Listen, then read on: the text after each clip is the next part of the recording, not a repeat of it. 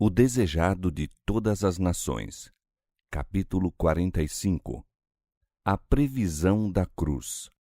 Este capítulo se baseia em Mateus capítulo 16, versos 13 a 28, Marcos capítulo 8, versos 27 a 38 e Lucas capítulo 9, versos 18 a 27. A obra de Cristo na terra aproximava-se rapidamente de seu termo. Portanto, ele, em vívido contorno, desdobrava-se as cenas para onde tendiam seus passos. Mesmo antes de se revestir da humanidade, vira toda a extensão da estrada que devia trilhar a fim de salvar o que se havia perdido. Toda a angústia que lhe dilacerou o coração, todo o insulto atirado à sua fronte, toda a privação que foi chamado a suportar, tudo lhe foi exposto antes de deixar de lado a coroa e as vestes reais e descer do trono para revestir sua divindade com a humanidade. A vereda que se estendia da manjedoura ao Calvário estava toda diante de seus olhos. Conhecia a angústia que dele se havia de apoderar. Sabia tudo e, todavia, disse: Eis aqui venho. No rolo do livro está escrito de mim: Deleito-me em fazer a tua vontade, ó Deus meu. Sim, a tua lei está dentro do meu coração. Salmo 40, versos 7 e 8.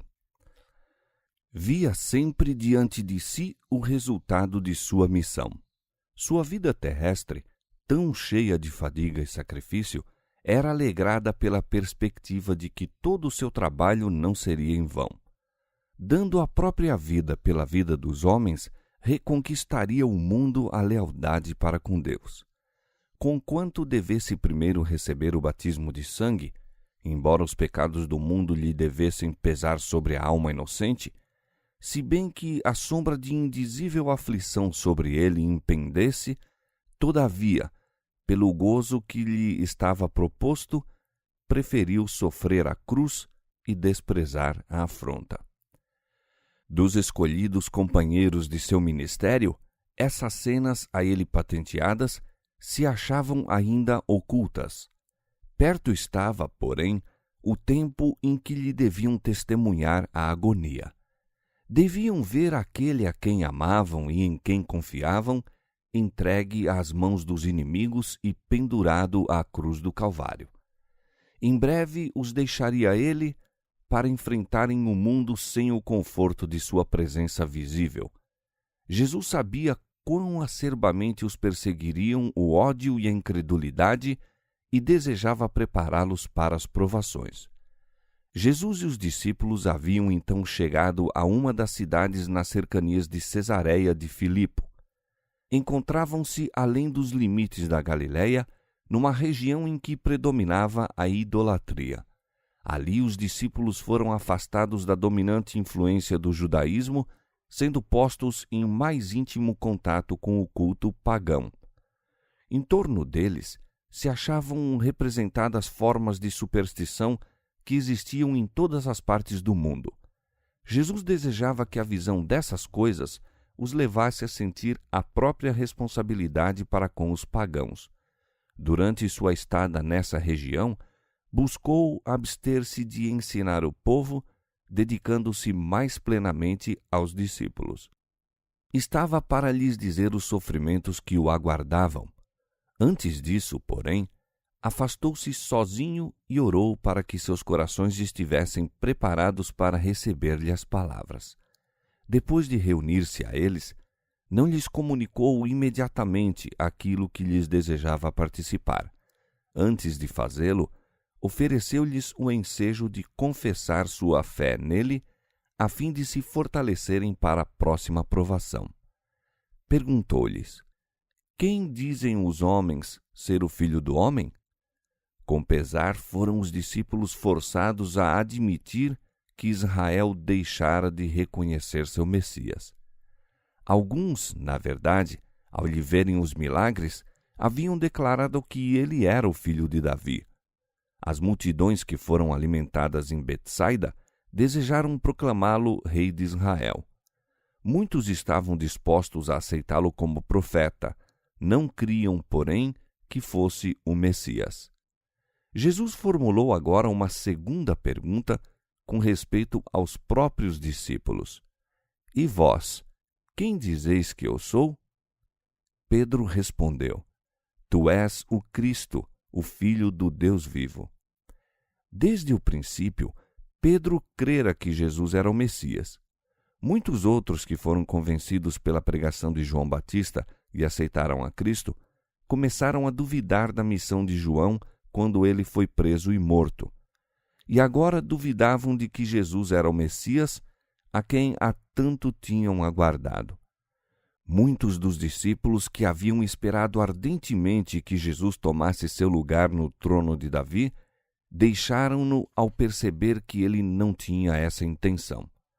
Mas Pedro e seus companheiros não se desviaram de sua fidelidade.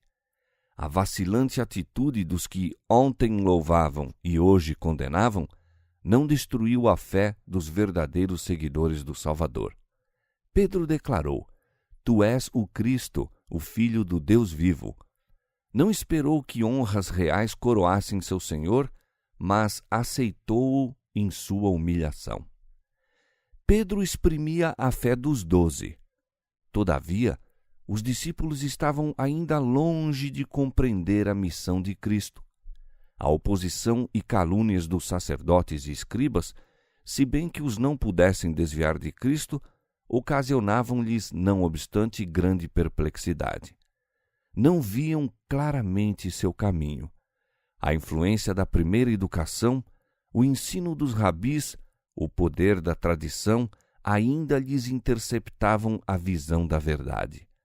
De tempos em tempos, brilhavam sobre eles preciosos raios de luz emanados do Salvador, todavia estavam muitas vezes como quem tateia em meio de trevas. Nesse dia, porém, antes de se verem frente a frente com a grande prova de sua fé, o Espírito Santo repousou sobre eles com poder.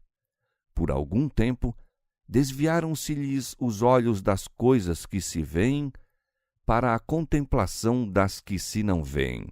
2 Coríntios 4:18.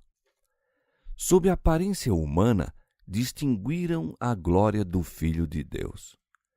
Jesus respondeu a Pedro, dizendo: Bem-aventurado és tu, Simão Barjonas, porque tu não revelou a carne e o sangue, mas meu Pai que está no céu. A verdade confessada por Pedro é o fundamento da fé do crente. É aquilo que o próprio Cristo declarou ser a vida eterna. A posse desse conhecimento, no entanto, não oferece motivo para nos glorificarmos a nós mesmos. Não fora por meio de sabedoria ou bondade do próprio Pedro que ele lhe havia sido revelado. De si mesma, não pode a humanidade nunca chegar ao conhecimento do divino. Como as alturas dos céus é a sua sabedoria, que poderás tu fazer? Mais profunda é ela do que o inferno, que poderás tu saber? Jó 11:8. Unicamente o Espírito de adoção nos pode revelar as coisas profundas de Deus, as quais o olho não viu e o ouvido não ouviu e não subiram ao coração do homem. Deus nos revelou pelo seu Espírito, porque o Espírito penetra todas as coisas, ainda as profundezas de Deus. 1 Coríntios capítulo 2, versos 9 e 10. O segredo do Senhor é para os que o temem, e o fato de Pedro ter discernido a glória de Cristo era uma prova de que fora ensinado por Deus. Salmo 25, verso 14 e João capítulo 6, verso 45. Na verdade, bem-aventurado és tu, Simão Barjonas, porque tu não revelou a carne e o sangue. Jesus continuou: Pois também eu te digo que tu és Pedro, e sobre esta pedra edificarei a minha igreja, e as portas do inferno não prevalecerão contra ela.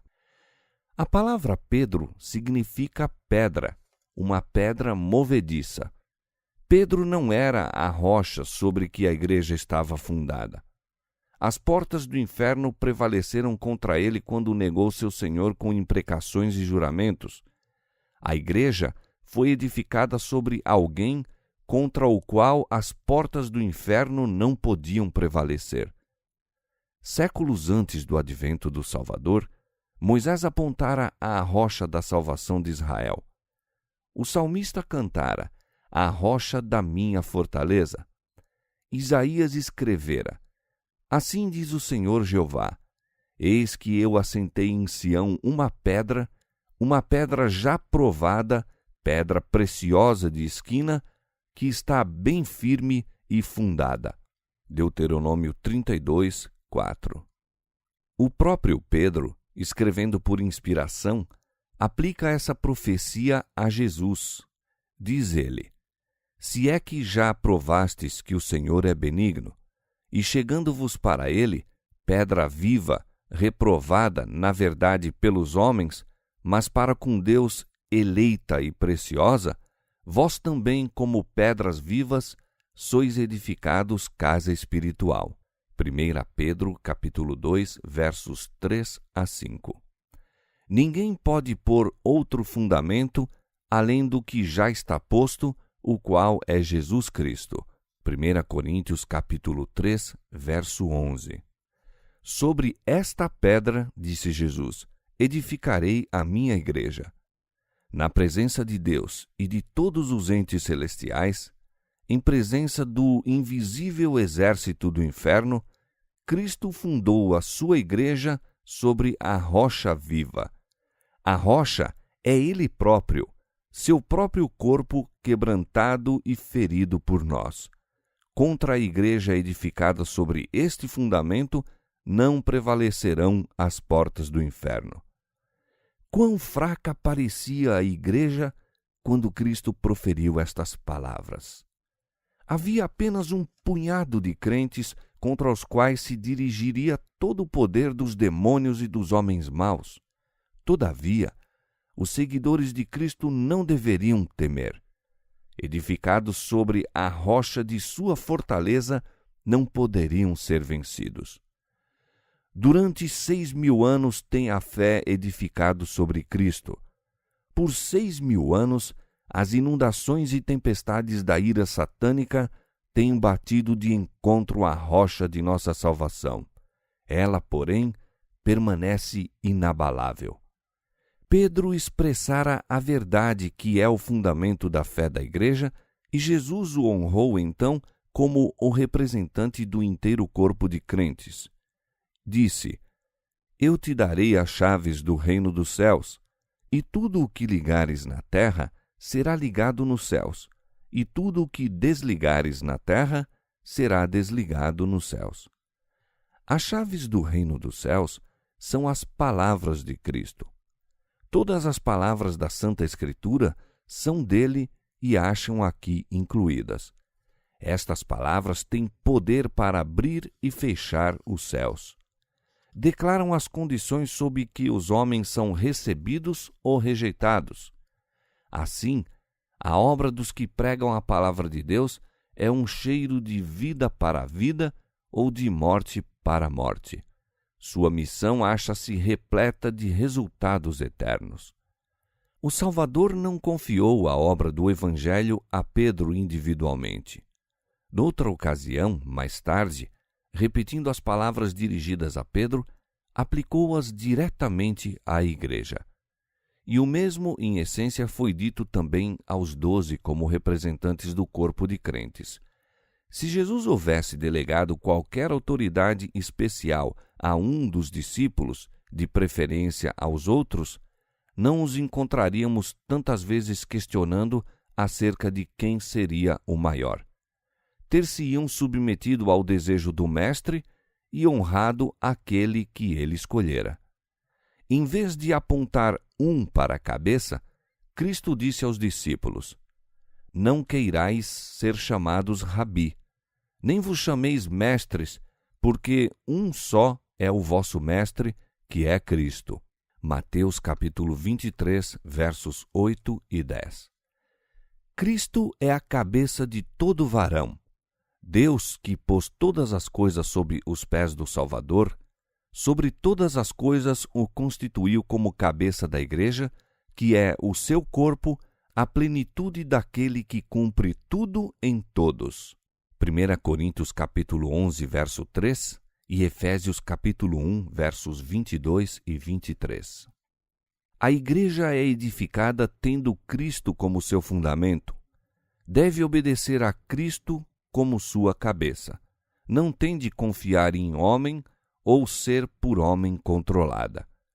Muitos pretendem que uma posição de confiança na igreja lhes dá autoridade para ditar o que outros hão de crer e fazer. Essa pretensão não é sancionada por Deus. O Salvador declara: todos vós sois irmãos. Todos estão expostos à tentação e sujeitos ao erro. Em nenhum ser finito podemos confiar quanto à direção. A rocha da fé é a presença viva de Cristo na igreja. Nela pode confiar o mais débil, e os que mais fortes se julgam se demonstrarão os mais fracos, a não ser que façam de Cristo sua eficiência. Maldito o homem que confia no homem e faz da carne o seu braço. O Senhor é a rocha cuja obra é perfeita. Bem-aventurados todos aqueles que nele confiam. Jeremias capítulo 17, verso 5, Deuteronômio capítulo 32, verso 4 e Salmo capítulo 2, verso 12. Depois da confissão de Pedro, Jesus recomendou aos discípulos que a ninguém dissessem que ele era o Cristo. Esta recomendação foi feita por causa da decidida oposição dos escribas e fariseus. Mas ainda o povo, e até mesmo os discípulos, tinham tão falso conceito do Messias que um anúncio público do mesmo não lhes daria ideia exata de seu caráter e de sua obra. Mas dia a dia ele se lhes estava revelando como Salvador e assim desejava dar-lhes uma genuína concepção de si mesmo como o Messias. Os discípulos ainda esperavam que Cristo reinasse como príncipe temporal. Conquanto ele houvesse por tanto tempo ocultado seu desígnio, acreditavam que não permaneceria para sempre na pobreza e obscuridade. Aproximava-se o tempo em que estabeleceria o seu reino. Que o ódio dos sacerdotes e rabis jamais arrefecesse, que Cristo houvesse de ser rejeitado por sua própria nação, condenado como enganador e crucificado como malfeitor, este pensamento nunca os discípulos abrigaram. Mas vinha chegando a hora do poder das trevas e Jesus precisava revelar aos discípulos o conflito que se achava diante deles. Estava triste, antecipando a prova. Até então, abstivera-se de dar-lhes a conhecer qualquer coisa relativamente a seus sofrimentos e morte. Em sua conversa com Nicodemos, dissera: como Moisés levantou a serpente no deserto, assim importa que o Filho do Homem seja levantado, para que todo aquele que nele crê não pereça, mas tenha a vida eterna. João capítulo 3, versos 14 e 15. Mas os discípulos não ouviram isso, e ouvisse-no embora, não o haveriam compreendido. Agora, porém, estiveram com Jesus, ouvindo-lhe as palavras, testemunhando-lhe as obras, até que, não obstante a humildade de seu ambiente e a oposição dos sacerdotes e do povo, foram capazes de se unir a Pedro no testemunho. Tu és o Cristo, o Filho do Deus vivo. Chegou então o momento para correr o véu que ocultava o futuro. Desde então, começou Jesus a mostrar aos discípulos que convinha ir a Jerusalém e padecer muito dos anciãos e dos principais dos sacerdotes, dos escribas, e ser morto e ressuscitar ao terceiro dia. Mudos de angústia e espanto, escutaram os discípulos. Cristo aceitara o reconhecimento por parte de Pedro de sua filiação de Deus, e agora Suas palavras indicativas dos sofrimentos e da morte que o aguardavam pareciam incompreensíveis. Pedro não se pôde conter. Tomando o mestre à parte, como a querer subtraí-lo à impendente condenação, exclamou: Senhor, tem compaixão de ti. De modo nenhum te acontecerá isso. Pedro amava seu Senhor, mas Jesus não o louvou por assim manifestar o desejo de o escudar contra o sofrimento. As palavras de Pedro não eram de molde a ajudar e consolar Jesus na grande prova que estava diante dele. Não estavam em harmonia com o desígnio de Deus, de graça para com o mundo perdido, nem a lição de sacrifício que Jesus viera ensinar com seu próprio exemplo. Pedro não desejava ver a cruz na obra de Cristo. A impressão que suas palavras haviam de causar era inteiramente contrária à que Cristo desejava produzir no espírito de seus seguidores, e o Salvador foi compelido a proferir uma das mais severas repreensões que já lhe caíram dos lábios. Para trás de mim, Satanás, que me serves de escândalo, porque não compreende as coisas que são de Deus, mas só as que são dos homens. Satanás buscava desanimar a Jesus e desviá-lo de sua missão, e Pedro, em seu cego amor, estava sendo o porta-voz da tentação. O príncipe das trevas fora o autor do pensamento. Por trás daquele impulsivo apelo, achava-se sua instigação. No deserto, Satanás oferecera a Cristo o domínio do mundo sob a condição de abandonar a vereda da humilhação e do sacrifício. Apresentava agora a mesma tentação ao discípulo de Cristo. Estava procurando fazer Pedro fixar o olhar na glória terrestre para que não visse a cruz a que o Salvador lhe desejava atrair os olhos. E por intermédio de Pedro, Satanás novamente insistia na tentação contra Jesus. Mas ele não lhe deu ouvidos. Pensava no discípulo. Satanás interpusera-se entre Pedro e seu mestre para que o coração do discípulo não fosse tocado ante a visão da humilhação de Cristo por ele. As palavras de Cristo foram dirigidas não a Pedro, mas àquele que o estava tentando separar do Redentor. Para trás de mim, Satanás. Não te continues a interpor entre mim e meu errado servo. Deixa-me estar face a face com Pedro, para que lhe possa revelar o ministério do meu amor. Foi para Pedro uma lição amarga, lição que não aprendeu senão vagarosamente, essa de que a estrada de Jesus na terra se estendia através de agonias e humilhações. O discípulo recuava da comunhão com o Senhor nos sofrimentos, mas no ardor da fornalha havia ele de descobrir-lhe as bênçãos. Muito tempo depois, quando sua figura ativa se achava curvada ao peso dos anos e labores, escreveu: Amados, não estranheis a ardente prova que vem sobre vós para vos tentar, como se coisa estranha vos acontecesse, mas alegrai-vos no fato de serdes participantes das aflições de Cristo, para que também na revelação da sua glória vos regozijeis e alegreis. 1 Pedro capítulo 4, versos 12 e 13. Jesus explicou então aos discípulos que sua própria vida de abnegação era um exemplo do que a deles deveria ser.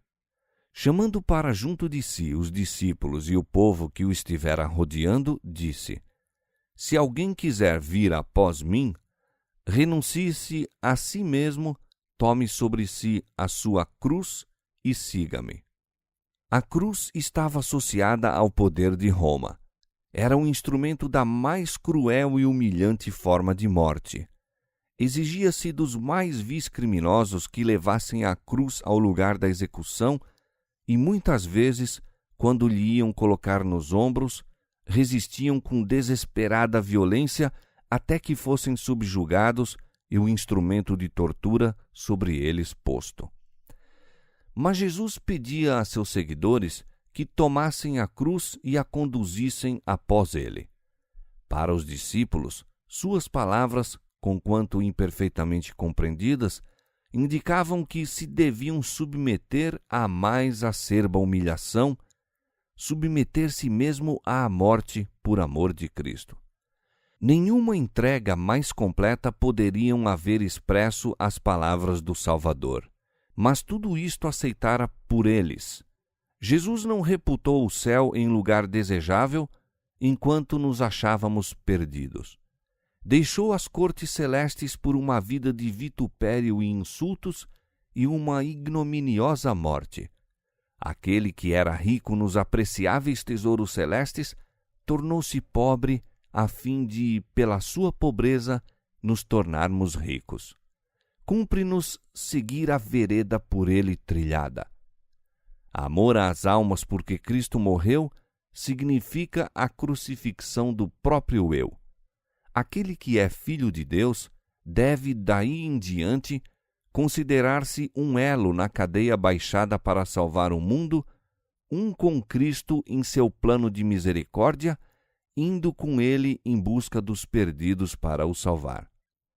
O cristão deve sempre ter presente que se consagrou a Deus e que seu caráter deve revelar Cristo perante o mundo. O espírito de sacrifício, a simpatia, o amor manifestado na vida de Cristo devem reaparecer na existência do obreiro de Deus. Aquele que quiser salvar a sua vida, perdê-la-á, mas qualquer que perder a sua vida por amor de mim e do Evangelho, esse a salvará. Egoísmo é morte. Nenhum órgão do corpo poderia viver se limitasse a si próprio os seus serviços. O coração, deixando de enviar o sangue vital à mão e à cabeça, perderia rapidamente a força. Como nosso sangue, assim é o amor de Cristo difundido por toda a parte através de seu corpo místico. Somos membros uns dos outros, e a alma que se recusa a dar, perecerá. E que aproveita ao homem ganhar o mundo inteiro, disse Jesus, se perder a sua alma? Ou que dará o homem em recompensa de sua alma? Para além da pobreza e humilhação do presente, apontava ele aos discípulos sua vinda em glória, não no esplendor de um trono terrestre, mas com a glória de Deus e as hostes do céu. E então disse ele: dará a cada um segundo as suas obras. E para animá-los, fez a promessa: em verdade vos digo que alguns há, dos que aqui estão, que não provarão a morte até que vejam ver o Filho do Homem no seu reino. Mas os discípulos não compreenderam suas palavras. A glória parecia muito distante. Tinham os olhos fixos na visão mais próxima, a vida terrena de pobreza, humilhação e sofrimento. Deverá ser abandonada a sua brilhante expectativa do reino do Messias? Não deveriam eles ver seu Senhor exaltado ao trono de Davi? Seria possível que Cristo devesse viver como humilde peregrino, sem lar, devendo ser desprezado, rejeitado e condenado à morte? O coração confrangeu-se-lhe de tristeza, pois amavam o Mestre. Também a dúvida lhes assaltava o espírito, pois parecia incompreensível que o Filho de Deus houvesse de estar sujeito a tão cruel humilhação.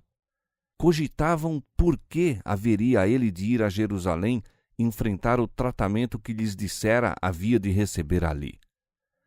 Como se poderia resignar a tal sorte e deixá-los entregues a uma treva mais densa que aquela em que tateavam antes que se lhes revelasse? Na região de Cesareia de Filipo, raciocinavam os discípulos, Cristo se achava fora do alcance de Herodes e Caifás. Nada tinha a temer do ódio dos judeus, nem do poder dos romanos. Por que não trabalhar ali, à distância dos fariseus? Por que necessitaria de se entregar à morte? Se lhe cumpria morrer, então como era que seu reino se devia estabelecer tão firmemente que, as portas do inferno não prevaleceriam contra ele? Para os discípulos, isto era, na verdade, um mistério. Estavam então jornadeando ao longo da costa do mar da Galileia, em direção à cidade em que todas as suas esperanças haviam de ser esmagadas. Não ousavam objetar a Cristo, mas falavam entre si, em voz baixa e triste, a respeito do que seria o futuro. Mesmo por entre suas interrogações, apegavam-se à ideia de que qualquer circunstância imprevista poderia desviar a condenação que parecia aguardar a seu Senhor. Assim, durante 6 longos e sombrios dias, se entristeceram e duvidaram, esperaram e temeram.